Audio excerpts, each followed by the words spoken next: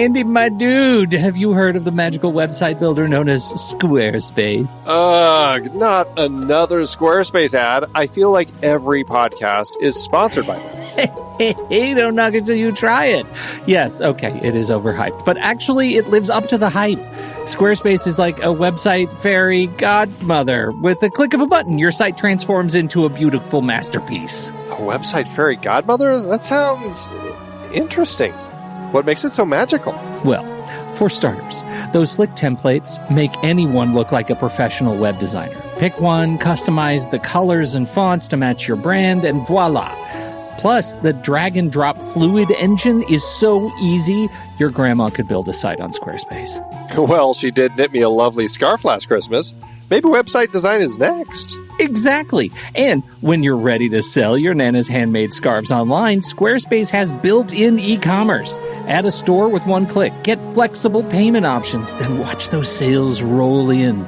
And when she wants to teach others her steezy scarf skills, Squarespace's new courses feature is just the ticket. Nana can set up her curriculum and enrollments and payments in a snap and become the next e-knitting influencer. Oh, wow, you really sold me with the grandma angle. Sign me up for that free trial. Just go to thenextreel.com/Squarespace and transform your site into a beautiful Squarespace masterpiece. Well, thanks, Pete. Even though it's overhyped, Squarespace actually sounds perfect for Nana's site's needs. Appreciate the warning on the ads, though.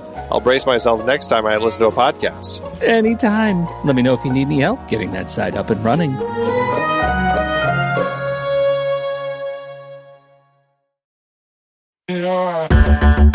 Andy, can you believe we've almost hit 700 episodes of The Next Reel?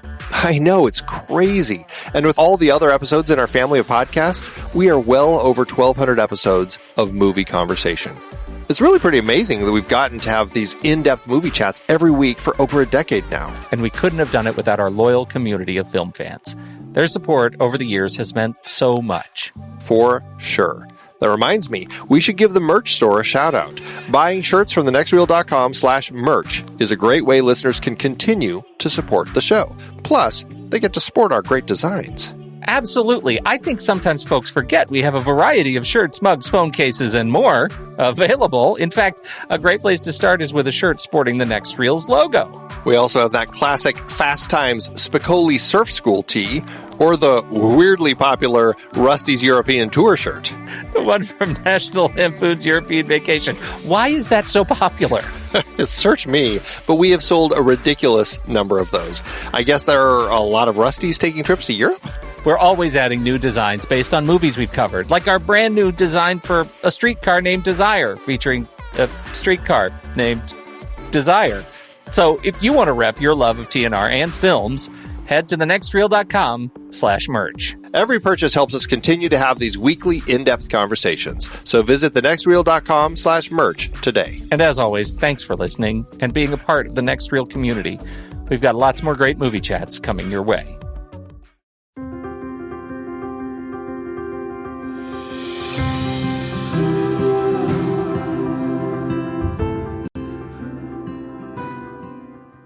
I'm Pete Wright.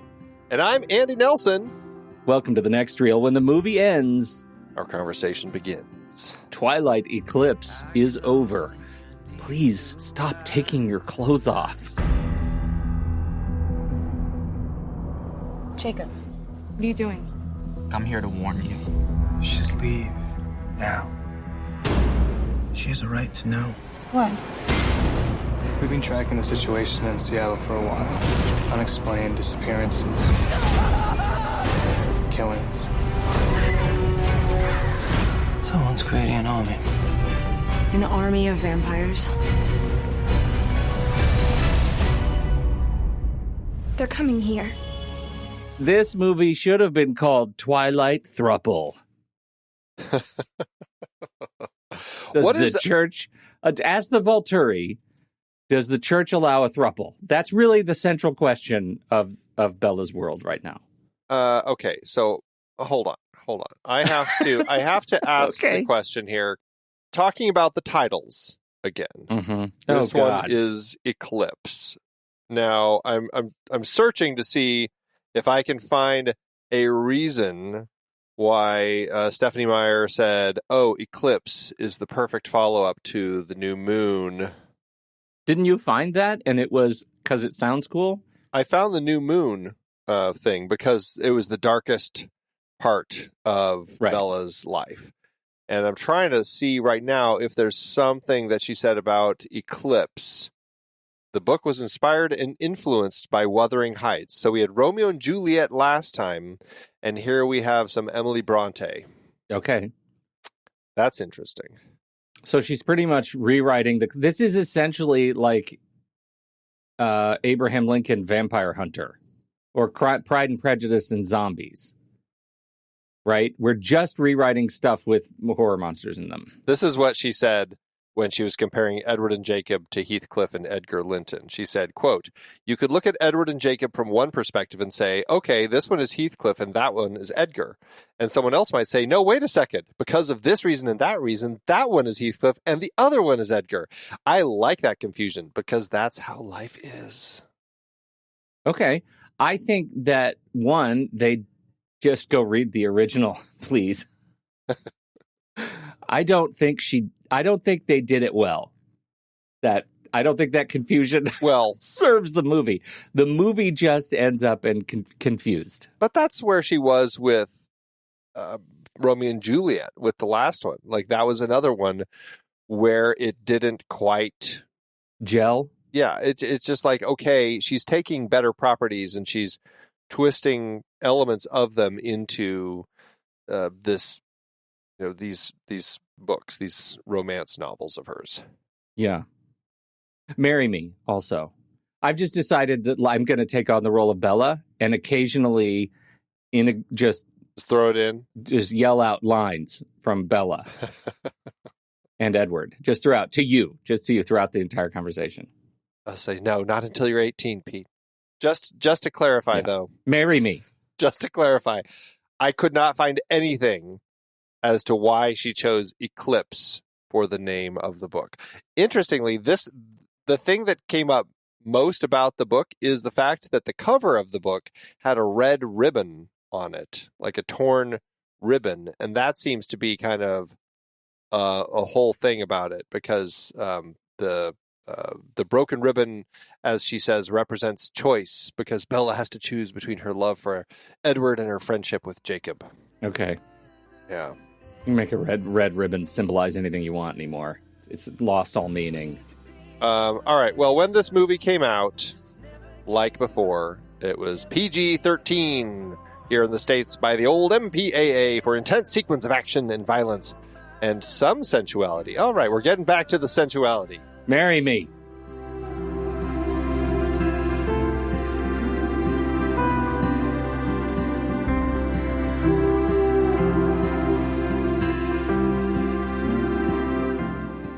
Okay, so this film follows up. Bella has come back from Italy. She's grounded by her dad because she disappeared off to Italy without asking. And that's good. Good parenting. You're grounded, young lady. And she's still in high school. Seems to ditch class a lot. And she's still, committed to Edward now that he's back in her life. He's committed to her. They both love each other madly. She wants to be a vampire. He wants to marry her. She won't marry him unless he makes her a vampire. He doesn't want to make her a vampire because of what that means. But they kind of agree in some fashion at the start that they will do this when she turns 18. That kind of sets a clock going because now she's got until she turns 18 to kind of hang out with Jacob because Jacob won't like her anymore once she is a vampire. Yeah. But also, Jacob's not talking to her as the movie starts. Even though they were besties in the last movie, he is he's a little pissy because because of all the love she has for Edward. And there's conversations about imprinting and a lot of flashbacks and all sorts of stuff going on in this movie. Okay, you gloss over a couple of important things, not the least of which is Jacob's hunky, rainy introduction. That whole conversation about imprinting is about a muscle-bound motorcycle ride, man. All right. Let's talk. Where do you want to start? Do you want to talk about her relationship with Edward and the marriage and all of this sort of stuff? And then we can move into Jacob, and then we can move into vampires and werewolves. Yeah, and that's fine. The Volturi. That's fine. The Volturi high school mascots who come over. Oh, God, Andy. All right. Let's start with Edward. So the last movie ends with Edward saying, "Marry me," and Bella goes, yeah, right.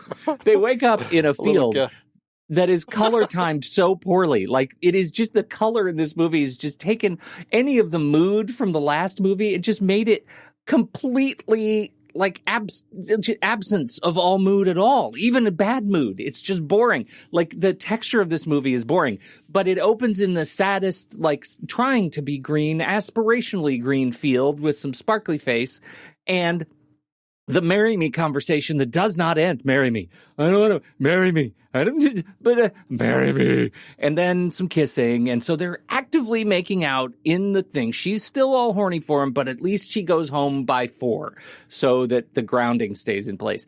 It is, it's just it just starts off on a tone that is, I don't have a lot of patience for it. It doesn't start in a way that, well, it starts, actually. We're going to talk about this, the baby vampires.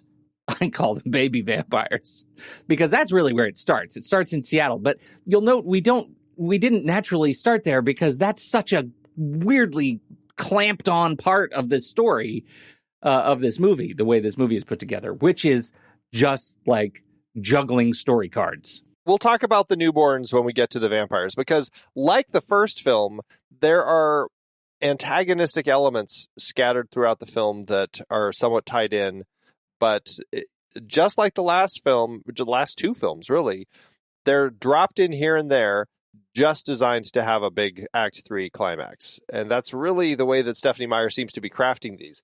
Let's have some, another serial killer is running loose in the woods of Washington for, like, in the background of the first 2 acts. That will become the final act of the film. Meanwhile, romance, and love triangle drama. And that's kind of how all 3 of the films are set up. This is the central problem that I have, which is I think this movie is better. These movies were actually better when they were smaller. The bigger the scale, the dumber the film.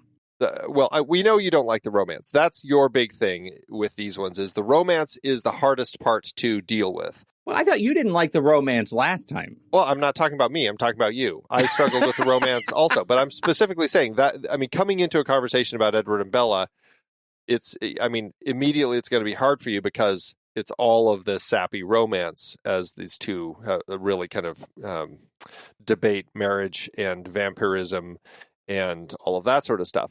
Yeah. And that's not even getting to the love triangle part. That's just the drama we have with these 2 characters, because now they're committed and they love each other. And now we have to hear them, have these debates about marriage and everything forever. And it just, it's a slog. And this one, I really did struggle with the romance. And it's interesting because this film felt the slowest to me so far of the 3 films. The first 2, they moved pretty quickly. And even with kind of the sloggy romance in the last one, it moved fairly quickly, and I didn't have any issues with it. With Eclipse, I looked at my watch and I'm like, oh, we're only halfway through this movie, and I feel like it's almost over. What is going on with this particular one? And I don't know. Melissa Rosenberg, again, is back adapting the book for the screen. So she's doing the same adaptation. Again, we have a different director. This time it's David Slade. I don't know if I would say he's a great director, but he's done some interesting things like Hard Candy and 30 Days of Night and a lot of TV. But I don't know if there's anything that I would say, oh, that's a Sladeism. Like, I don't have anything that, and even in the last film, like Chris Weitz was doing some interesting things with camera movements and the way that he was the passage of time and stuff. This film, I didn't find anything that really stood out that kind of was interesting. And so it just was kind of a very straightforward adaptation, I felt. And the struggle I had with that is that Catherine Hardwicke at least seemed to be directing with a little bit of camp that made it more interesting and entertaining. Like, there was a little more something going on with the characters.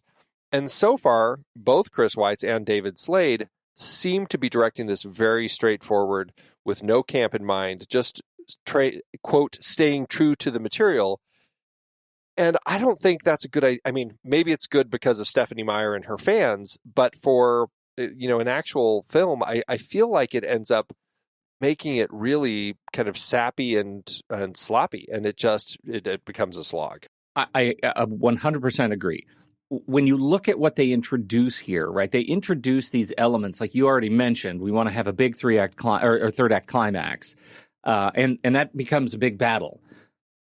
Where did you stand on the way because that to me, like introducing the baby vampires and having that line that was largely unfulfilling for me, that whole line of bringing up the baby vampires and leading to that big third act. Just because we will deal with baby vampires in later films, I think we need to just call them newborns, which is what they're called in the film, because it's going to get very confusing when we have. But why don't we have real baby vampires? The actual baby vampire, we could call it, dare I say, a newborn? It's a baby. Okay, I'm just saying. Just to neither be clear, one of us can actually win this argument. That there was dumb. No baby in this film. Right. Okay. Fine. So they're just clarifying. They're stupid frenzy vampires, and so. But that whole thing, to me, I'm watching this. I'm thinking this is why I think this book is. Largely, like, I don't know how we could have expected anything different from this book, because that final fight was so anemic. It just demanded, frankly, more violence. It demanded a little bit more gore. It demanded more intensity. Like it was not an intense experience watching this movie. And I feel like this makes it like, this is the problem with sticking so firmly to the source material.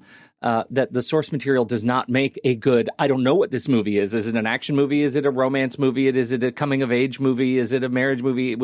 It was just a slog and a bore. But it all leads to, and I would like to hear what you think about the action elements as we get there. But the central question, I think, for you and I is, where do you stand on Team Edward versus Team Jacob in this movie? Are you still one or the other? It's hard to be Team Jacob, ever.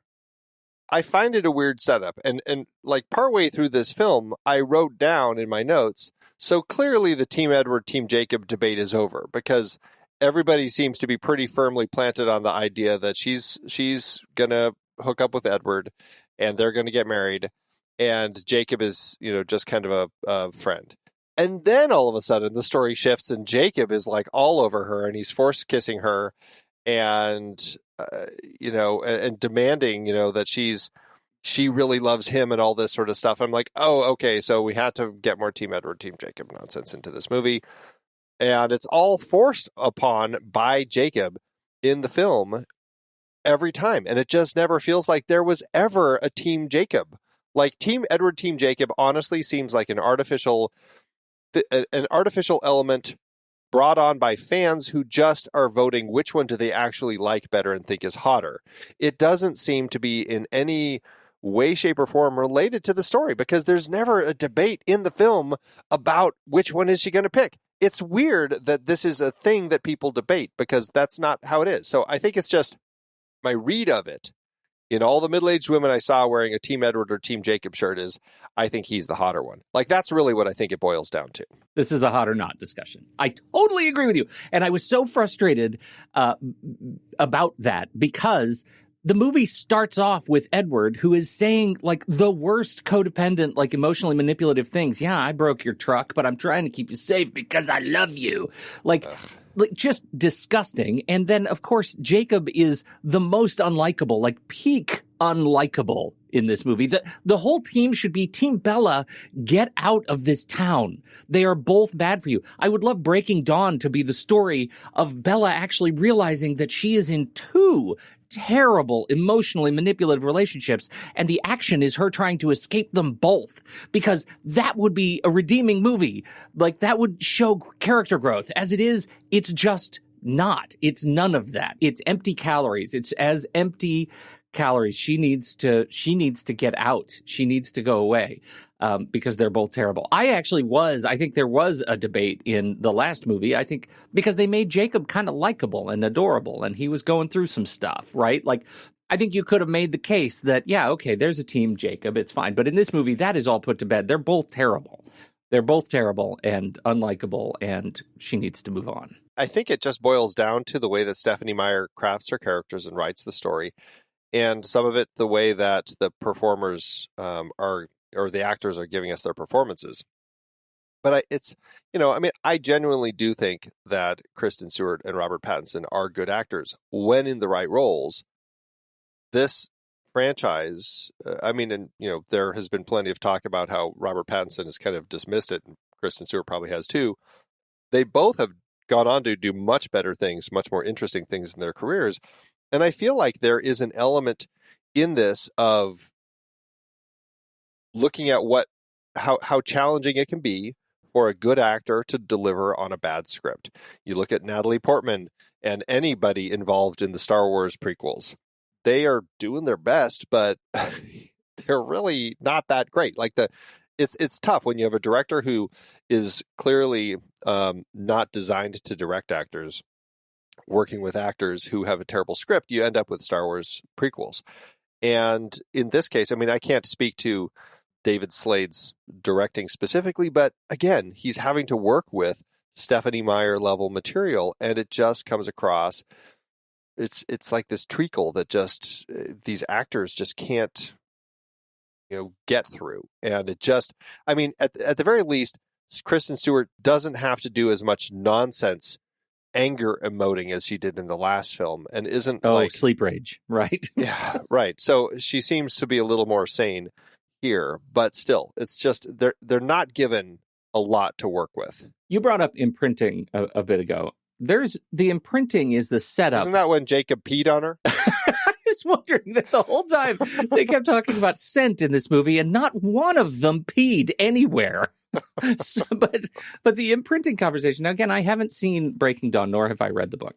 But I don't think there was any imprinting going on here in Eclipse, right? That whole imprinting conversation is about ridiculousness to come, right? Like, this is the setup to a joke we have yet to laugh at. Am I right? Because he says outwardly, I'm not imprinting on you. I just like you, right?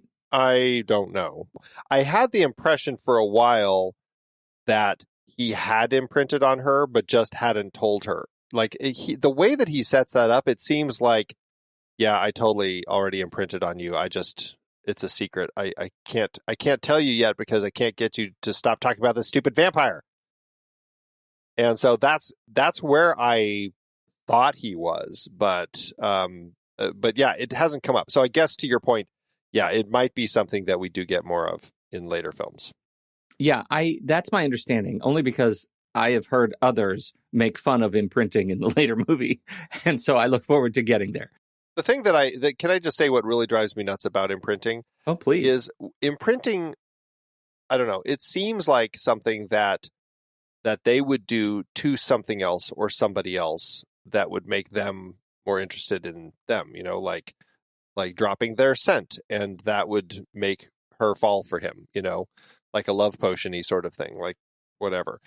The fact that they imprint on something else, like I'm going to imprint on you, it's just a weird decision for them to do, because it's like, well, yeah, but you have to make sure that person actually likes you before you imprint on them. Like, I guess I don't really understand where she's going with that, unless it's kind of like a dog who kind of imprints, okay, you're my alpha, and I'll do whatever you say. Like, is that what? That's exactly how I watch it. You just described it. And again, leaning in on those weirdly unhealthy relationship vibes. Like, well, this is unavoidable. One thing we know about Stephenie Meyer, these books are all about unhealthy relationships. It's like Stephenie Meyer, it's like she's writing books that are therapy for her and she's getting nowhere. Right? Like, the work, she's not able to actually do the work. I feel for a little bit. Like, I know I can write some dark stuff. I'm working through some stuff myself. No judgment. This just doesn't land well. So that's the imprinting.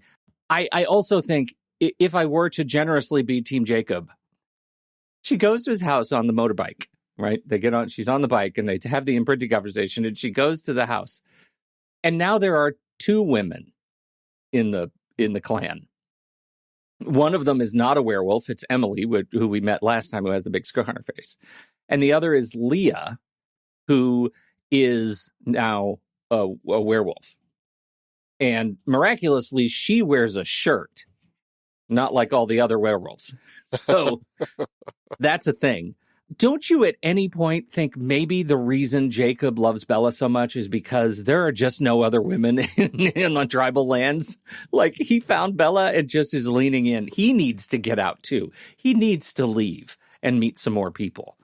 Because it's pretty ridiculous. Of course he's going to. And also, why is nobody else in the wolf pack in as good a shape as Taylor Lautner? They're all a little bit saggy in this movie. Every one of them. And they put Taylor Lautner through the ringer. He looks great. I guess I don't have a huge issue with them. I like that, at least in some capacity. I'm like, well, you know what? I like that Stephenie Meyer was integrating a Native American tribe into the story. I think that's actually I give her kudos for actually doing something interesting like that with it. And I thought that was kind of fun to see. And I enjoy seeing, we haven't really talked about many of the actors, but like we've had, well, funny enough, Taylor Lautner, of course, is like, barely any Native American blood in him. But they all can trace back to First Peoples. That is, I know, something that was important to the original team. Yes, right. But like Gil Birmingham, who plays his dad, I enjoy seeing him in this. We had Graham Greene in the last film pop up, and I enjoyed that. It's like both of those guys. They are amazing in everything they do. Yeah, I love watching them. Absolutely. Yeah. And so that is an element that we really haven't talked about at all so far. And I do enjoy that she did that. And so to that end, it's like, okay, I like actually spending time with the werewolves because I enjoy kind of just seeing their world. It seems a little more exciting than the vampire world, I suppose. I feel like the connection to like making Native American peoples werewolves is sort of the most obvious choice in the Pacific Northwest. Like what are I look at a tribe of Native American people.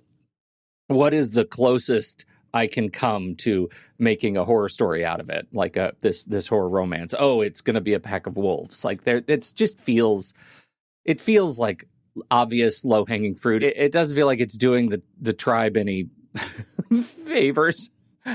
Like taking the history and stories that are probably passed down over generation after generation and making it a big budget movie of this caliber. I don't think it's probably, I don't know. I haven't read anything about like, what are the tribes of this area think of Twilight? Are they big Twilight heads? I don't know, but my hunch is that it's a hard watch. Well, I'm sure that's the case in most films that involve a Native American tribe in some capacity, because largely, especially when they're written by white people, they're probably throwing a lot of elements into the story that are pretty ridiculous, and I think that, I think that's often going to be the case. And I agree. I mean, I completely agree. I'm just saying, I'm glad that at least there's some representation, Yes. And so I like that at least we're getting, I didn't know about the Quileute tribe. And so it's kind of like cool to just kind of look at them as a tribe that's up there and look at the realities of them outside of the film. And so to that end, I like that we actually have some of that. Okay. Yeah. But to your point, Bella and Jacob, it's a weird, I don't know. I struggle with the relationship that they have in the film. And it feels like the whole point is for Jacob to dig on Edward the whole time and to try proving to her why vampires are so bad. I mean, he brings her to that, is like a council meeting. I can't remember what he describes it as, where they're actually telling stories and talking about kind of some of the histories and stuff. And it seems like the only reason he's doing that is because like, you need to know the truth about these terrible people that you're hanging out with, sort of thing, And so like, that seems to be his intention throughout the film, is like, let me show you how bad vampires are. And then, it's just, I don't know. It's a frustrating version that we have of Jacob throughout this story. Are we? I mean, okay. I'm gonna say something, and I know I'm gonna regret it immediately afterward, but I'm gonna say it anyway because I feel like it's important to note. Are we in Empire Strikes Back territory with this movie? Like, are we unable to see the fact that every single character is one note because we're supposed to take it in as the whole series, and we won't really understand their depth until Breaking Dawn Part 2? Is that where we are? Do I have at least something to look forward to in your estimation? I guess I haven't heard of that comparison before about Empire. Well, the Empire Strikes Back is the dark one. It's like the dark one. Everybody loses and die, and it gets hurt and loses a hand and all that stuff.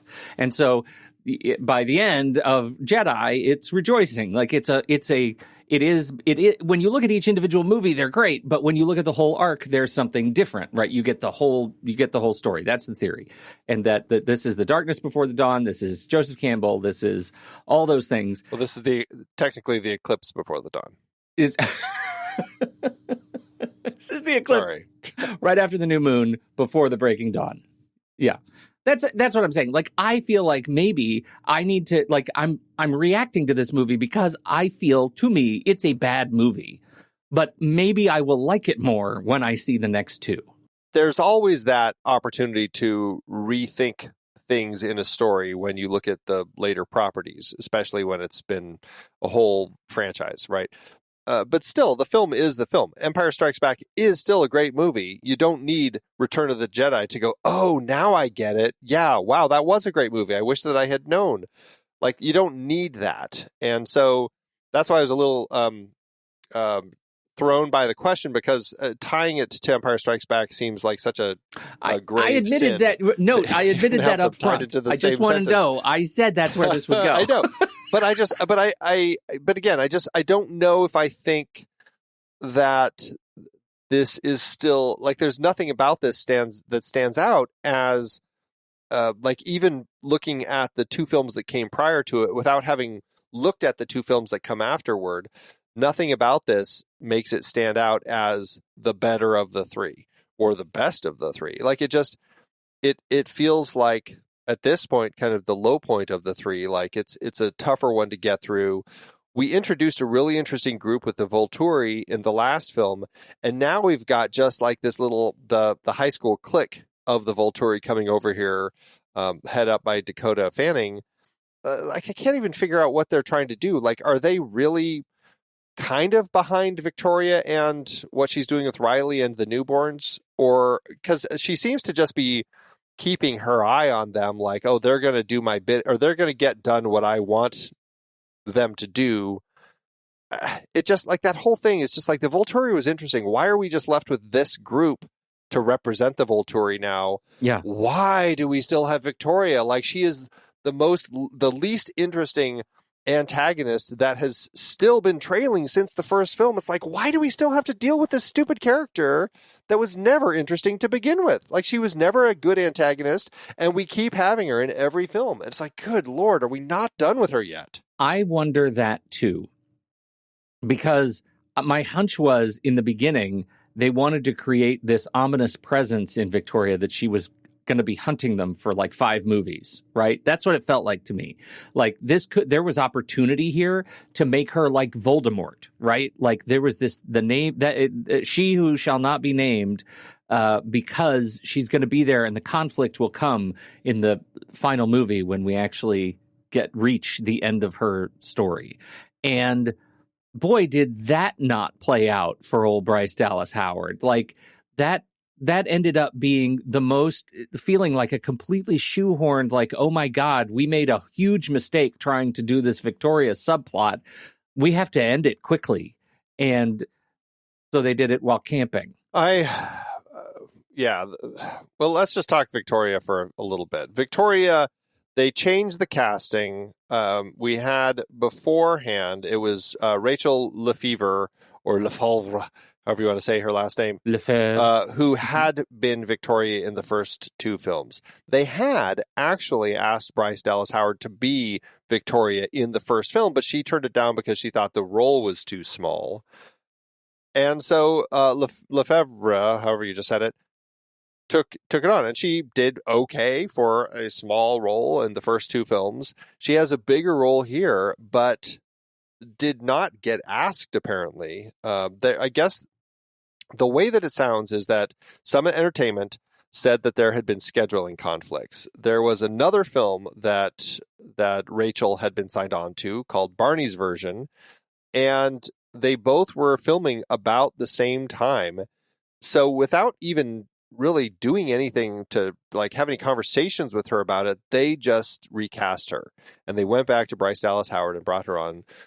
Rachel said that she was stunned by the decision, greatly saddened not to continue the role. And she said she never thought she would lose the role over a 10-day overlap. I guess the studio then said that, you know, it's an ensemble production that has to accommodate the schedules of numerous actors while respecting the established creative vision of the filmmaker and, most importantly, the story. So yeah, it was. I think it was frustrating for her in particular, and but again, it's a part I just don't care about. So.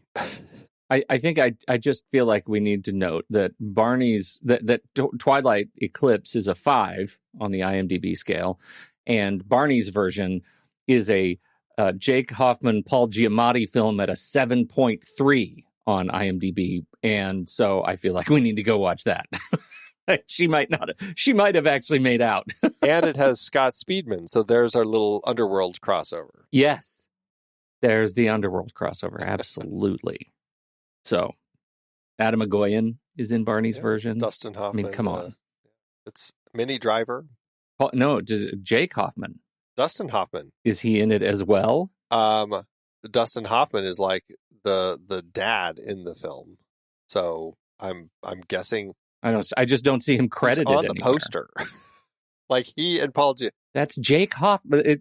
That's what's so weird. It looks like he's on the poster, but I don't see him credited on the first page of IMDb. Why would they I'm do looking that? on the movie poster, and it says and Dustin Hoffman. You're right, but he's not on the first page of IMDb credits. That's because he's an and. Actually, that's Dustin Hoffman talking to Jake Hoffman on the poster. No, he's talking to Paul Giamatti on the poster. That's not Paul Giamatti. It's Paul Giamatti. Anyway, enough Barney Version. Let's go back to the movie at hand. Oh my goodness. So we talked about Victoria, but yeah, the whole story. So okay, romance aside, it's nonsense. We're really frustrated with both Team Edward and Team Jacob. Vampires, we have this dumb little Volturi group that's wandering around and watching and occasionally causing pain. And then we have Victoria, and her whole plan, as it has been over all 3 movies, is to get back at the woman who killed her man, and that, of course, is Bella. And so she knows that Alice can see the future, limited bits of the future. So she sets up this weirdly nonsensical plan where she's like, okay, I'm going to turn Riley and get him to fall in love with me. And he's going to create this army of newborns. And then we're going to go down there and attack the Bella and all the Cullens. And I'm just going to kind of make my decision at the last minute because Alice then won't be able to see me and stuff. And that's kind of, that's the story. And so she and the newborns and Riley go down to battle. And of course, we learn how deadly a vampire hug can be. And we also get the truce between the Cullens and the werewolf people as they decide to work together and fight this group. And that's kind of where the story builds to. I mean, you've kind of been a fan of the vampire element. Well, yes. Kind of the supernatural element, I guess we'll say, the most in the films up to this point. I mean, do you like this one? Do you like what they're doing here? So I'll tell you what I like. There are 2 individual shots in this movie where the camera pans down and all the Cullens are spread out like 10 feet apart in like a review. You think they're just standing there like at a fashion show or something, but it's super dramatic and you can tell it's like this is going to be the trailer shot. And I like those shots. I think they're very dramatic, and I think the Cullens are good looking people and they're kind of sinister and adorable at the same time, and they run so fast. And so that stuff, I'm fine with that. Like that's the bit of exuberance that I like, the showing off the vampire stuff. I have completely lost my taste for Edward, and I think the little Riley. The newborns, Riley and the newborns. That's the band, Riley and the newborns. It's a terrible band, and like they do a bit. We've seen it before. We saw it. I think the one that comes to mind is Pirates of the Caribbean, but I know we've seen it before that. With the sinister thing, probably Swamp Thing or Creature from the Black Lagoon or something, where the creature is underwater and they come up and you just see their head rise above the surface. And that is a great, great tool for demonstrating so many things so quickly, right? The imperviousness of these creatures, they're unable to kill them because the elements can't get to them. Like, they just are sinister. And somehow that scene with these newborns, Riley and the newborns, again, is just like inert to me. They've just made it, somehow they cut it together in a way that has no propulsive mechanism. Like there's nothing in it that is driving me toward it. And that's why it's an example of why I think this whole storyline is shoehorned into a movie that does not want it there. Right, the movie does not want the new Riley and the newborn story, because it's episodic. The saga is the saga. The story about all these other people is what the movie wants to be about. Even though I don't love it, the rest of it feels like movie of the week. And I think it takes a movie that I already struggle with, and it makes it even less engaging, more confusingly edited, more confusingly shot, and economy of characters is just broken because now I have to keep track of this new guy that I don't know, that I only knew from the opening shot and posters, and now he's supposed to be a big tool of the evildoer. And I think it is misguided. And I actually think it's misguided story, right? Like I am now actually curious. I probably won't, but I'm curious to see how this is integrated into the book because it is completely episodic. Riley, I can't imagine Riley existing in the book that comes before or after. Riley seems like he was a tool designed for the book just to get Victoria past Alice's, future seeing abilities. That's it. That's the only reason he's here. And it's incredibly dull. It doesn't do anything. It just introduces like the nonsense of the newborns wreaking havoc in Seattle, which is never really dealt with other than, there's more killers on the loose. I mean, it's like the news answer that we get on every time they turn on the TV news. It's just like, there's more killers loose. And that's, I don't know. It's frustrating the way all of that plays. And I don't enjoy it at all. Is this the same feeling you had with the first movie? All the criminal elements and the murderers on the loose? Yeah, it plays as things that are just shoehorned into a story that's not about them, that are only in there so that we get something happening in the third act. At a minimum, in the first movie, it was peripherally about them because it was a mistaken identity thing, right? There was this, there are vampires there, and so maybe it's those vampires that are killing at least for the audience, until the halfway through when we realize it was Laurent. I'm not saying it's not a thin connection, but it at least is peripherally present.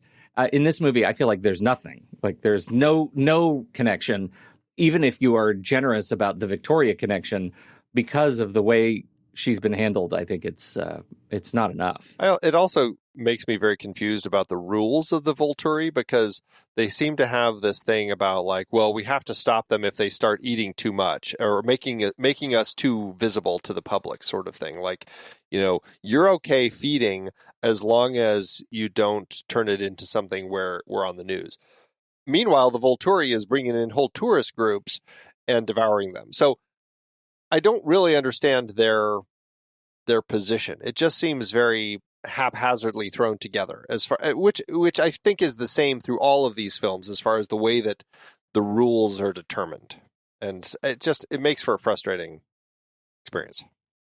So I think one of the things that this movie is trying to do to bring us greater affinity with the Cullens is give us backstory of two of the Cullens in a way that we haven't had before. Rosalie and Broody McFang, they both get flashbacks. Jasper, yeah. And what do you think of that? We see Rosalie's story. She's flashback to it. Turns out she was dating a bad guy in the 1800s and was, somehow vampire raped. It wasn't great. And then Jasper was a tool of. She was just raped. She was just raped, and then she turned into a vampire, and then wrought a Quentin Tarantino style hell down upon them all. And Jasper, during the Civil War, he ended up becoming a newborn who was used and abused by a woman who is essentially doing what Riley was doing in Seattle, which is why suddenly he was the expert that they were turning to when in the training montage. It's like, I was like, why is Jasper the guy who knows everything? I know. He said exactly like 7 words in the last several movies, and now he's the big star with a Southern accent? It was strange. And we had a very brief flashback to Edward when he was in the hospital in the first movie, talking about when Carlisle turned him. Yes. But that's been it. And so it was very strange to suddenly be thrust into these backstories for 2 of these characters that, I mean, it came out of nowhere. It's like, why are we suddenly being subjected to this? It's never been a part of this franchise up to this point. And then suddenly we're getting all this backstory. And why? Because these characters had seemed pretty thin up to this point? Sure, exactly. That's why. But does it help the story? Like, am I getting something from them? I mean, I guess Jasper mainly just because he explains this stuff with the newborns, but otherwise it just seemed like, I mean, honestly, it felt like filler because they realized, we don't really have enough to make this a feature-length movie. Okay, let's put some flashbacks in there. Yeah. It was weird. Very weird. But they end up making a movie that's, over 2 hours. Like, barely. It's not like they didn't have exuberant romantic dialogue and dramatic pauses to fill that time. It was an odd choice. And it does make me wonder, well, now we have those. I guess we saw a little bit of Carlisle because we see, I think in the second movie when we're learning about the Volturi, we kind of go into the painting on the wall, which happens to be a photo, which happens to turn into a flashback of the past when we see the Volturi.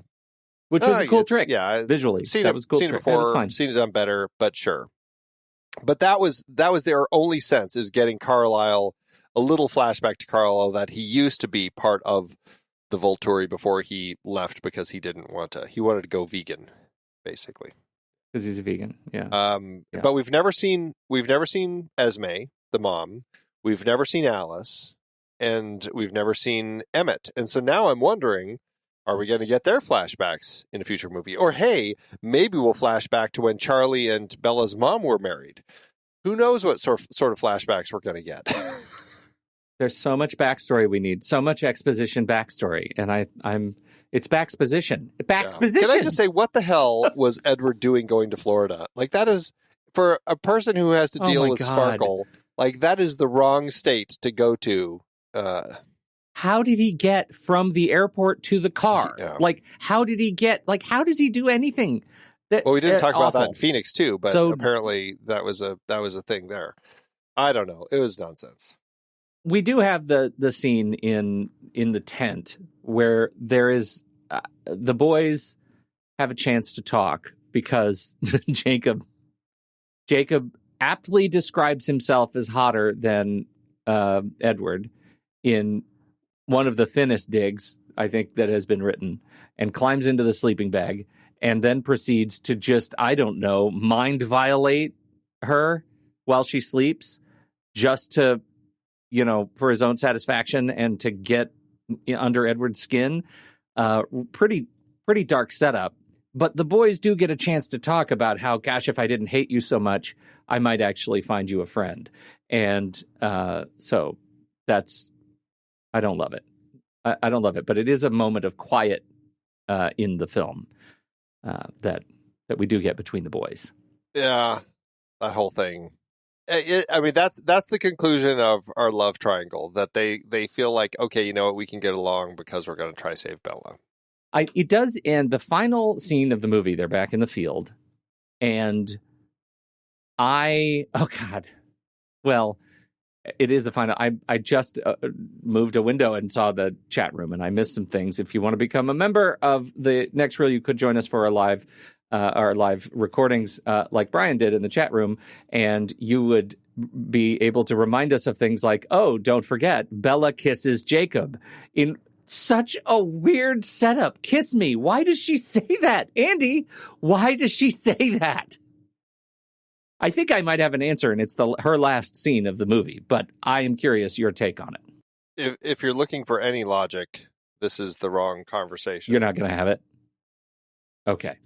The last scene of the movie, she's with Edward, and they somehow meander into this conversation of why you really, really want to do this. They set a date. It's a month before she turns 18. Or 19, so she's still 18 because she doesn't want to be more than a year older than him. But she has this line where she says, I'm weird. I've always been weird. And it's because I think that I was actually born to be a vampire, and you're going to help me transition. It's a movie celebrating transitions. It's a movie celebrating transition, yes. This is a person who was born in the wrong body. That's what the movie is trying to be. I don't even know that the movie knows that it is that. But she has known she's a vampire all along, and she now feels like this is her way. Edward's her way in. And he kind of laughs it off, just like they laugh off all the emotional manipulation in the last three movies. But I think it's really important to recognize that this is Bella's central agency in the movie, that she doesn't really want to hang with Edward at all. I think she just wants to be a vampire, hashtag that vampire life, and then just, because she likes to be an immortal. And therefore, it's like every other vampire movie ever. There's always the character that wants to be a vampire because they want to live forever and all those benefits. So, oh my God. Well, but let's not forget, she also wants to do it in this order. She wants to get married because, again, LDS, Stephenie Meyer, you have to get married before you can have sex. Abstinence, abstinence. Let's make sure everybody remembers that. We got to get married, and then we're going to have sex. And because I want to feel it the way that, I feel it in my body as a human. And then you can transform me. I just want to make sure that we remember that, because I feel like that might be important. I think that's important, and I think it's in the beginning of the next, because last night I finished this movie and I started watching the first 10 minutes of the next movie, and I think it's in the first 10 minutes, spoiler alert, that she says, I'd like to change the condition, you need to sex me now. Or was that in this movie? I get them very confused. So she's still horny. Like, this is Bella's still horny for any kind of transition she can get. I think Edward's just afraid to say, I really don't want to transform you until you're 100 like me, so that we can actually be more similar in age. Right. Right.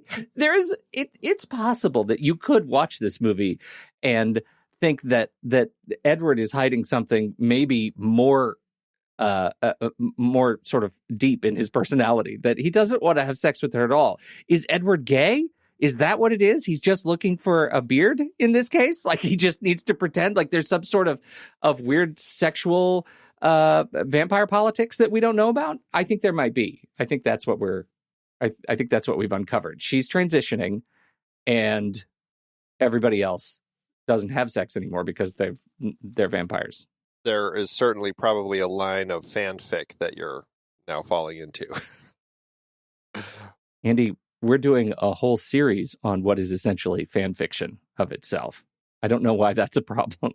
Can I bring up another point? I have two more points to talk about before we wrap this show up. Number one, these vampires sparkle because apparently they are Terminators. When they die, they are silver on the inside. They're like just solid silver. They look like they are robotic, liquid metal things that break. Mm-hmm. What? Doom, doom, doom, doom, doom. Like that really, when we first get to the point, I think we first see it because I don't recall that in either of the first two films. I feel like it's when Riley is getting upset with some of his newborns who are being a little too aggressive, or maybe some of the newborns are being aggressive with each other and kill one another, something like that. But somebody gets killed and they break the other one, and it is like it is like a Terminator getting broken. They're made of crystal. Yeah, that's what. So what's your problem? Do you have any thoughts, or are you just like, yep? Ridiculous. I don't know, man. It's like when they stop moving, they turn to ice. Well, that's why they're so sparkly, right? That's why they're so sparkly. I think that might be legitimately it. Like that might be I think that's exactly the level of thinking strategy they did here. Yeah. When you break them, they are just all sparkle. They're like little gems. When you break us, do we not sparkle? I think that Shakespeare wrote that. Number 2. Once again, we have a change in composer. We're moving to Howard Shore, who I generally like. But in the case of this film... Did not care for this. Like, he kind of... I mean, it's subdued. He kind of seems to be latching onto some of the kind of the elements that had come from the previous films. But he's not bringing back any of the previous themes, and it's just like, what happened to the score? Like, where did it go? And I was really disappointed with what he did with this score. So that was a frustrating element for me, having enjoyed the past two. So yeah, I agree with you. The score was not great. I don't know what this movie was. It was not a good movie for me. Wasn't made for me. That's fine. Not a good movie for me. But still, in the context of being able to enjoy what these films are, I wasn't really able to enjoy this one, and I was at least able to enjoy the previous two. That's telling, because, again, these films weren't made for me, but I could enjoy the last two, and Kristen Stewart's better in this one, but I still couldn't enjoy this film. It felt really slow. It was kind of a tedious film to get through, and that was frustrating. My last point on things that feel shoehorned in, we have a whole sequence when they go back to the school, the token let's go back to school sequence, where they're sitting at the table talking about the graduation speech. And then that is called back when Anna Kendrick's character, Jessica, is actually giving the graduation speech. And it's shot like the end of a John Hughes movie. And it's supposed to make some grand point. And my note, I wrote this note, what a super dramatic graduation speech. I sure hope Anna Kendrick has a role in this film. And it turns out she really doesn't. Like, talk about another weird shoehorned thing in this movie. It is not good. It feels like there are elements thrown into this story that Stephenie Meyer thinks are likely saying a lot to young people. And again, maybe young people are taking some of this stuff away, but it felt like that was in here because the whole speech was about making mistakes. This is our time to make mistakes and screw up our lives so that we can fix it later. And it seemed like the whole reason that was here was so that we as the audience acknowledge that Bella could be making a big mistake, but she's just in this point of her life where it's okay to make these mistakes and figure things out. And yeah, that was kind of like what I read Stephenie Meyer trying to say about Bella's choices. Yeah. And that's the way everybody needs to get out of Forks. That's the way the movie goes. All right. Well, everybody, we will be right back, but first, our credits.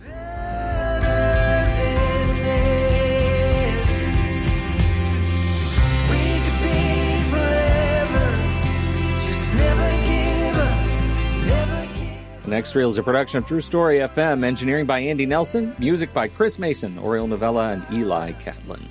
Andy usually finds all the stats for the awards and numbers at the-numbers.com, boxofficemojo.com, imdb.com, and wikipedia.org.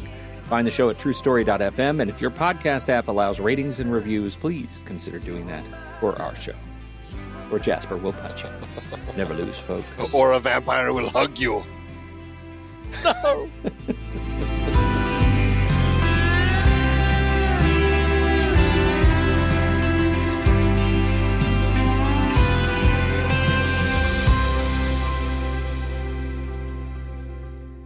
Andy, how to do it award season? Surprisingly better than the last one. 22 wins with 34 other nominations. At the Saturn Awards, it was nominated for Best Fantasy Film, but lost to Alice in Wonderland. Just a point to recognize, Alice in Wonderland also beat Scott Pilgrim versus the World. Oh, I don't care for that. What's wrong with the world? What is wrong with the world? I know. At the MTV Movie and TV Awards, it won Best Movie, Best Male Performance, Pattinson, Best Female Performance, Stewart, Best Kiss, Pattinson and Stewart, Best Fight, Edward versus Riley and Victoria. The nominations were Best Male Performance by Lautner, who lost to Pattinson, Best Kiss by Stewart and Lautner, but that lost to Stewart and Pattinson, and Best Breakout Star, Xavier Samuel, who lost to Chloe Grace Moretz in Kick-Ass. At the Teen Choice Awards, it won Choice Vampire, Pattinson, Choice Actor in a Sci-Fi or Fantasy, Taylor Lautner, Best Male Scene Stealer for Kellen Lutz. Again, what do the teens have with this guy who's ever barely in these movies? I don't know. Same thing, Best Female Scene Stealer for Ashley Greene, who's at least in it more. Nominees, Choice Vampire Nikki Reed, but she lost to Robert Pattinson. Actor in a Sci-Fi Fantasy, Pattinson, but lost to Taylor Lautner. Best Sci-Fi Fantasy Movie, but lost to Harry Potter and the Deathly Hallows Part 1. A lot of the rest of these lose to Harry Potter and the Deathly Hallows Part 1, like Best Actress in a Sci-Fi Fantasy. Kristen Stewart lost to Emma Watson. Bryce Dallas Howard lost Best Movie Villain to Tom Felton. Best Lip Lock between Stewart and Lautner. And another nominee between Stewart and Pattinson. Both of those lost to Emma Watson and Daniel Radcliffe in Harry Potter. And Best Breakout Male Star Xavier Samuel lost to Alex Pettyfer in I Am Number 4 and Beastly. Interesting. And do you want to know the Razzies? And do we need a separate show? I'll just tell you, it had 9 nominations total, and it did have 1 win, and that was for Worst Supporting Actor, Jackson Rathbone, who also won for this and The Last Airbender. Yeah, I thought I thought Rathbone, I've seen him interviewed a couple times, and he's such a nice guy, like a good person. It's too bad when good people end up in things like this. Well, at least he had more to do here. I'll give him that. Yep, for sure. How did it do at the box office?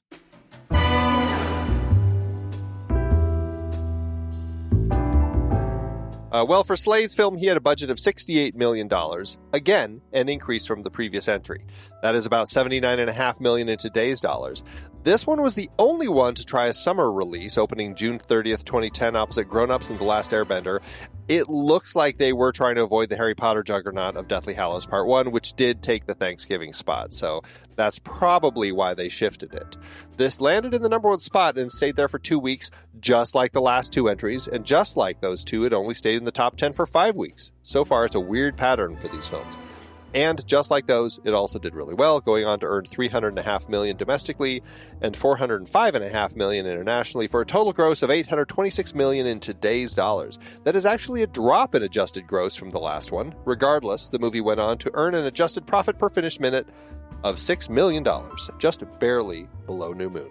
Well, I don't know what to do with that information, Andy. I guess I stand with some solace in the fact that it's still a 5 on the IMDb scale, which is closer to where I would rate it myself. It has its fans. I do wonder if those fans still are fans or if they have also faded. You know, it's one of these properties that feels like of its time, but as time goes on and people look at it and go, yeah, these are both terrible men for somebody, and she's just a mess. Yeah, they're terrible. Well, we will be right back for our ratings, but first, here is the trailer for next week's movie, The Twilight Saga Breaking Dawn, Part 1, directed by Bill Condon. You ready?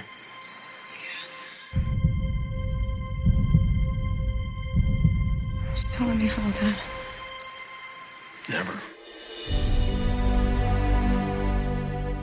I, Edward Cullen, take you, Bella Swan. For better or for worse. To love. To cherish. As long as we both shall live. This is how I'll remember you. Pink cheeks, heartbeat. I think I'd be used to telling you goodbye by now.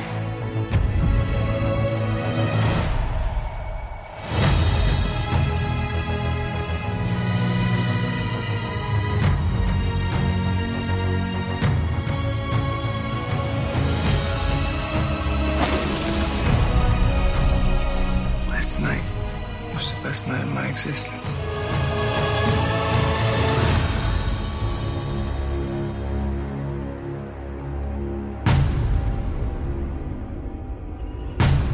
It's impossible. Whoa. The fetus isn't compatible with your body. It's too strong and fast growing.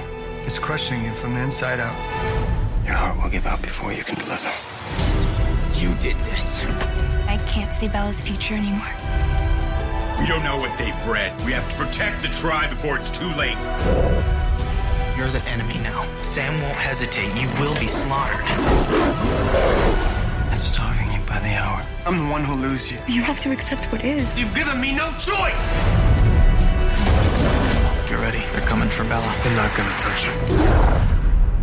If you kill her, you kill me.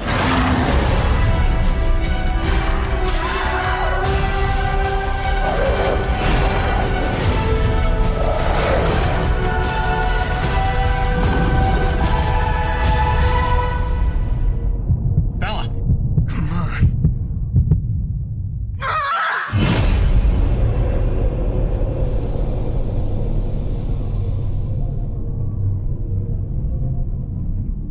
Letterboxd, Andy. Have you heard of Letterboxd? I think you have. It's our favorite social media network for movie lovers.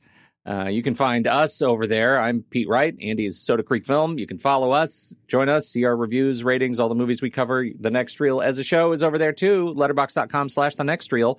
And you can find our schedule and all kinds of stuff. If you fall in love with the place like we have, you can get 20% off an upgrade, removes ads, supports the team to pro or patron by using the discount code NEXTREEL or visit thenextreel.com/letterboxd. You'll be whisked over to the checkout page where you can sign up, get that 20% off. Andy, what are you going to do?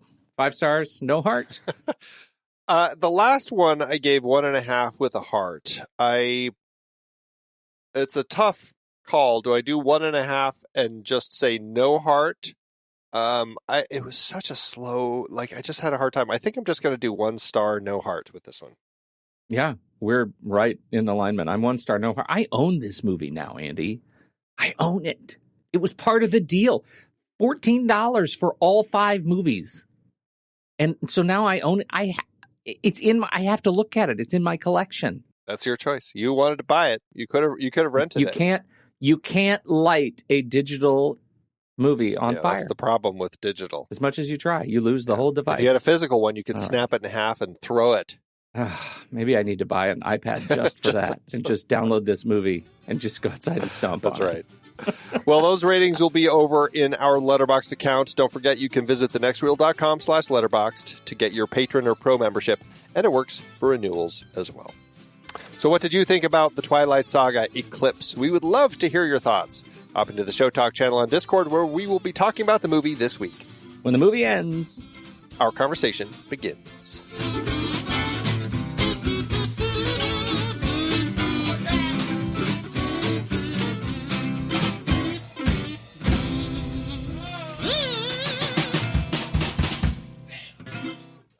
Letterboxd giveth, Andrew. As Letterboxd always doeth. I have a 0-star review. It's just a comment. Okay. And I feel like I need to say it because it's really satisfying to me, but I don't know if it's true. So this comes unverified. This is a 0-star from Sophie, who says, every day I think about Robert Pattinson saying in an interview that he thinks Stephenie Meyer is mentally unstable. I don't know if Sophie is dreaming that, like just wishing it, or if that's a true thing. I might need to do some interview digging for our next show. I need to get the fact checker on that. Well, I have a 3-star by Trin, who has this to say. The craziest thing about this movie is that Bella's own mother doesn't attend her high school graduation. I hope she goes to the wedding. Good point. Good point. We'll see. What's up with Mom? I just love being free with my baseball player husband as we travel around the baseball parks and play baseball. I just want to lay in the sun some more. Andy, fact checking is up. I got the article up. It's from the Evening Standard that I found that is, he says she's completely mad. That's super satisfying. Oh my gosh. He was almost fired from Twilight. He did it. He did the whole interview on Howard Stern. Oh man. I'm going to devour this for next week. Get ready. Coming in hot. Thanks, Letterboxd.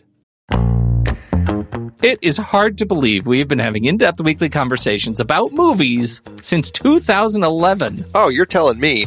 Producing this show week after week is so much fun, but it does require a ton of work behind the scenes. If you'd like to help support our efforts, one easy way is by using our Originals page when shopping for books and movies that we've covered. Your purchases made through our links give us a small commission at no extra cost to you, and allow us to keep having these great discussions. The Originals page at thenextreel.com/originals links to the source material from all of our adapted film discussions. Purchasing through our links support the show at no extra cost to you. In Season 12, the focus was big franchises and series. We covered both Paddington films, adapted from the beloved children's book character created by Michael Bond. Oh, I love those films so much. Hugh Grant is perfect. For our Pitch Perfect series, the first film was adapted from Mickey Rapkin's nonfiction book about collegiate a cappella competitions. It's like a short story of my life, literally. I lived college a cappella. Sing it, brother. I lived college a cappella. I didn't mean literally. You know who you're talking to, right? The Twilight Saga dominated the season with 5 films adapted from Stephenie Meyer's vampire romance novels, Twilight, New Moon, Eclipse, and the 2 Breaking Dawn parts. Dominated with awkward romance and nonsense logic is more like it. That too.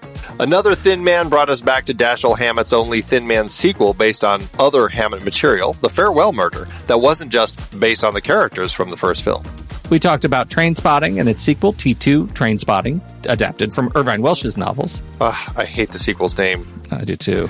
And the entire Lord of the Rings trilogy adapted from J.R.R. Tolkien's epic fantasy series. Love these. Extended editions all the way, baby. Plus, all the Mission Impossible films based on the 1960s TV series. And we've still got at least one more to go. Members got to hear us chat about The Hustler and The Color of Money, adapted from Walter Tevis's books. Get all of these books and more at our Originals page, thenextreel.com/originals. Start your next read from the movies we've covered at thenextreel.com/originals.